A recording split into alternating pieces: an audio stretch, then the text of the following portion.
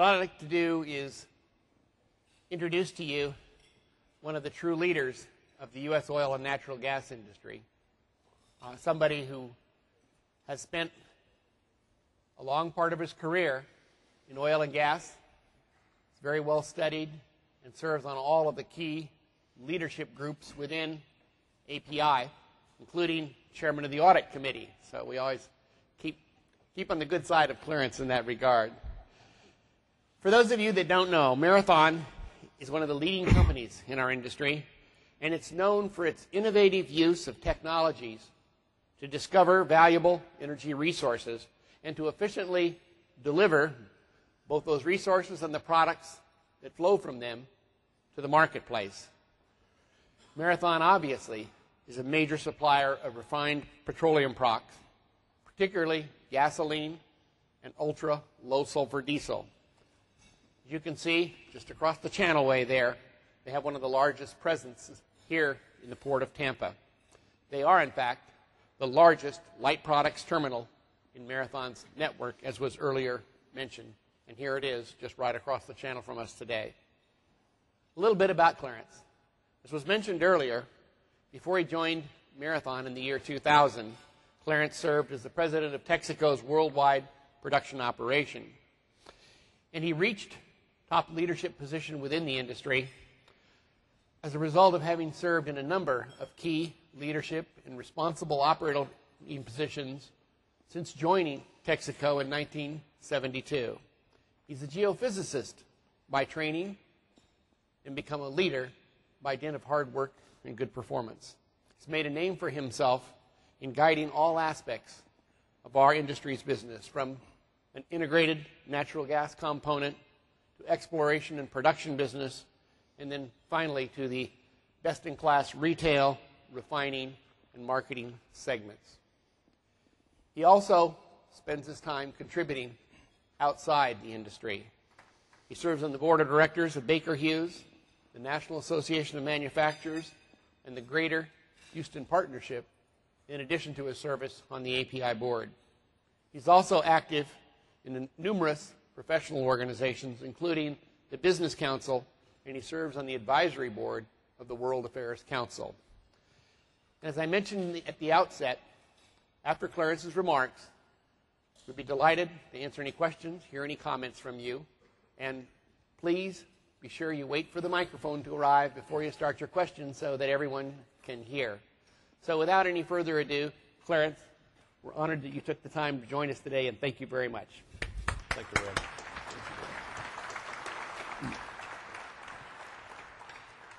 Thank you very much, Red, for that kind introduction. Good afternoon, ladies and gentlemen. I want to thank you, again, as Red did, for taking the time out of your very busy schedules to be here with us this afternoon. I certainly hope we make it worth your while. What I want to do today is talk to you about a very serious subject, and it's highlighted here on the podiums around me, and it is delivering America's energy security. I think, as Richard said earlier, there's a lot of discussion about energy independence. I guess my view is that energy independence really is not possible, nor is it desirable. You know, calling for energy independence creates uncertainty amongst our international trading partners and hinders investment in new international energy supplies. The real key for us is energy security, which I defined as having an adequate, reliable, and sustainable supply of energy to meet the needs and aspirations of private citizens, commercial enterprises, and public sector functions. Part of that security, though, means we need to ensure environmental sustainability and that the cost of our energy is similar to that of other nations, so we can maintain our economic competitiveness. I want to begin this discussion with a global overview of energy supply and demand. There's one indisputable fact that impacts not only our nation but the world as a whole. Quite simply, that is that global demand for energy will continue to increase dramatically, driven in large part by population growth and the strong desire of developing countries to achieve economic prosperity. Experts may disagree over the rate of growth, but there is no dispute that the demand for energy, strong demand growth for energy, is inevitable. And here's why. The world's population grows by 250,000 people every 24 hours. It's expected that 8 billion people will occupy this planet in 2030, up from 6.5 billion people today.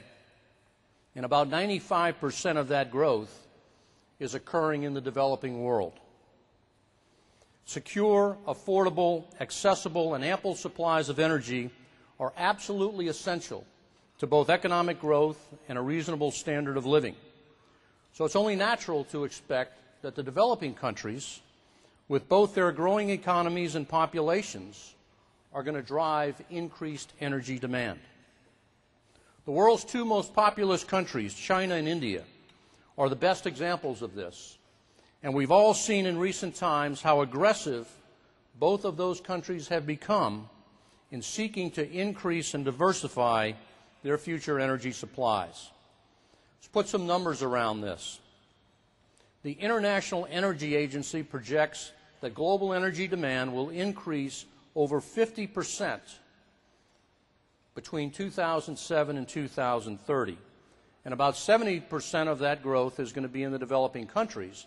And those countries just happen to rely primarily on fossil fuels because of the very significant cost advantage that fossil fuels have.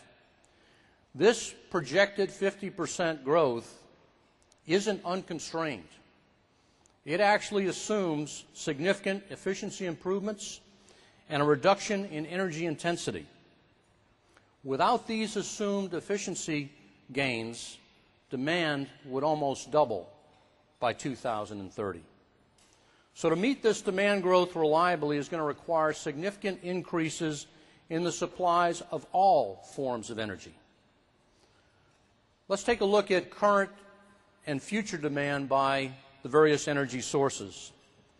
Today, fossil fuels comprise 80% of global energy usage. Oil and gas are 60%, coal is 20%, and all other forms of energy comprise the remaining 20%. As you would expect and hope, there will need to be more dramatic growth in non-fossil fuel energy sources than we have seen historically.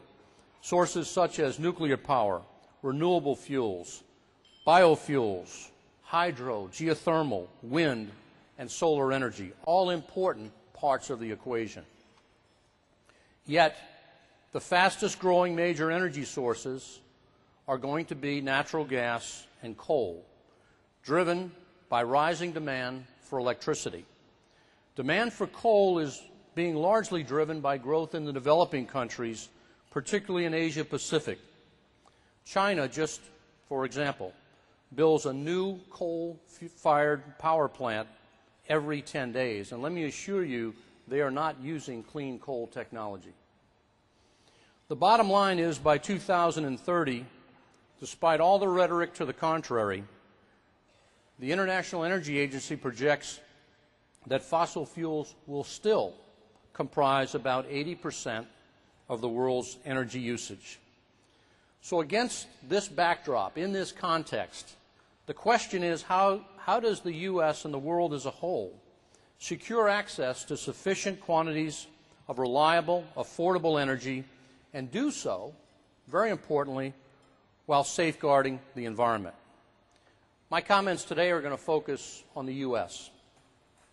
If our nation is to achieve energy security and, very importantly, as I've said before, maintain economic competitiveness and not let our standard of living slip, we can no longer tolerate the misleading and often inaccurate rhetoric and quick fixes.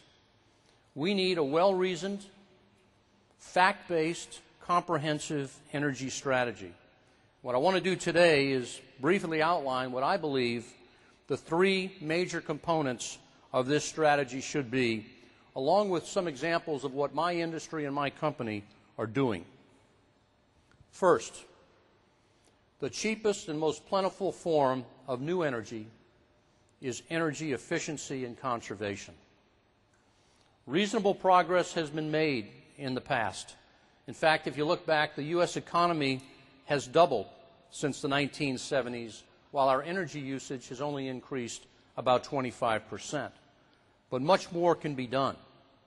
To give a sense of the potential impact, a 6% reduction in energy usage would effectively reduce U.S. crude oil imports by a third. I think efforts to increase energy efficiency should focus in three areas. The first is to improve vehicle fuel economy. And this is an area, frankly, that there's a lot more we can do with existing technology and under economic terms. The second area is we've got to reduce energy consumption in the residential and commercial sectors through more aggressive building codes and appliance standards. And thirdly, we need to increase the efficiency of our industrial sector. And to the latter point, my industry is taking action. 5 years ago, America's oil and gas companies made a pledge to the government that we'd improve energy efficiency in our refineries by 10% over 10 years. I'm pleased to report that the industry is on track to meet that goal. For our part at Marathon, we estimate that over the last 4 years, our refineries have improved efficiency by 4.5%. And ladies and gentlemen, refineries use a lot of energy, so these are very, very significant savings. In recognition of what we've done at Marathon, the Environmental Protection Agency gave its Energy Star Award for energy efficiency to our refineries in Texas, Ohio, Minnesota, and Louisiana. Second key component of an energy security strategy, in my opinion, is diversity. Diversity and increased supplies of energy. And diversity comes in two forms. Geographic diversity in terms of where we source our oil and gas from. And the second part is diversity in terms of the alternative forms of energy that we use. A couple of points as to oil and natural gas. First, as I indicated before, oil and gas will remain the dominant sources of energy for a very long period of time, due in large part to significant cost and infrastructure advantages. Second, despite what peak oil theorists may say, there is more than ample oil and gas resource in the world to meet this demand. However, access to these critical resources by U.S. companies is becoming increasingly difficult and costly due to increased competition from foreign companies, due to an intense wave of nationalism by those countries who hold the bulk of the world's resource, and frankly by restrictive policies by our government. It may surprise you, but the largest U.S. oil and gas companies, often referred to, I think, in a negative fashion as big oil, are really quite small when compared to our global competitors, especially the national oil companies. In fact, U.S. oil companies in total only hold about 6 to 8% of the world's proven oil and gas reserves. That's not big oil. The national oil companies and their host governments control about 80% of the world's proven oil and gas reserves, and these are increasingly global companies who are financially strong. They have access to world-class technology, and they have the full backing and support of their respective governments. As these national oil companies have grown more independent, more nationalistic, one need only look at PDVSA in Venezuela to get an example, it is increasingly difficult for U.S. companies to access the oil and gas resource opportunities that we need to develop, produce, and bring to American consumers. Increased competition for these oil and gas resources has also come from other resource-short countries like China and India.